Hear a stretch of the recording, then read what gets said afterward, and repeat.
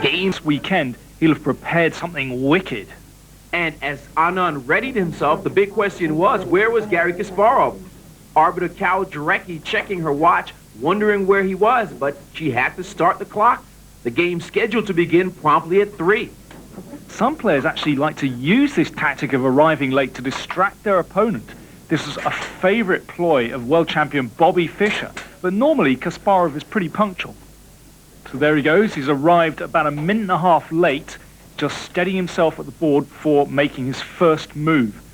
Anand doesn't seem to be ruffled by Kasparov's late entrance, and the game... The question was, what new wrinkle did Anand have to play today?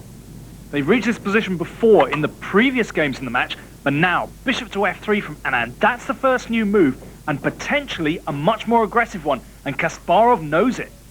Kasparov leaning back there, a new plan of attack divined by Anand in his camp, looking to blow Kasparov's head off. Well, bishop on f3 covers that important pawn on e4, as well as covering the king if white wants to advance on the king side.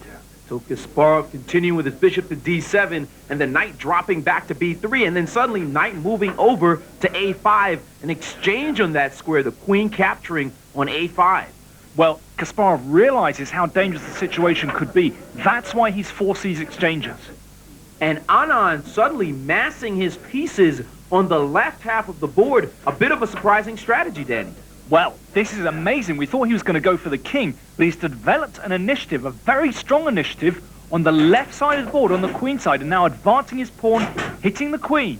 And Kasparov returning to the board, his queen under heavy assault, and he needed to deal with this spatial advance that Anand was trying to get a lock on the queen side. The queen can't take the pawn, it would be trapped, so it has to retreat here. And Anand continuing the march of his pawns, attacking the bishop and forcing it to go back. That's a very important move. The black bishop, potentially such a strong piece, looking at Anand's center.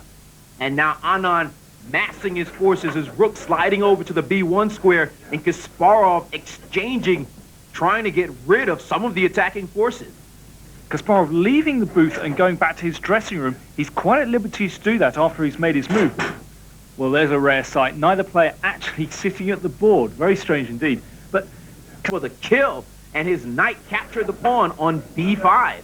So white's knight is attacking the black queen and the black pawn on d6 in the center of the board. So Kasparov, it seems as though he's forced to exchange off the knight. But that didn't help as the white queen posted up like Shaquille O'Neal, capturing the bishop on b5, and the space was beginning to grow. Kasparov moving his rook to a8, but then Anand getting more of a lock with the move c4. White has tremendous position here. There's the pressure from the queen and rook down on the pawn on b7, and White's central space advantage as well as the two bishops. They're so powerful. And bishop slicing into the position, attacking black's queen, forcing it to retreat, and Anand exchanging off pawns in the middle of the board. Well, this increases Anand's advantage because now the rook on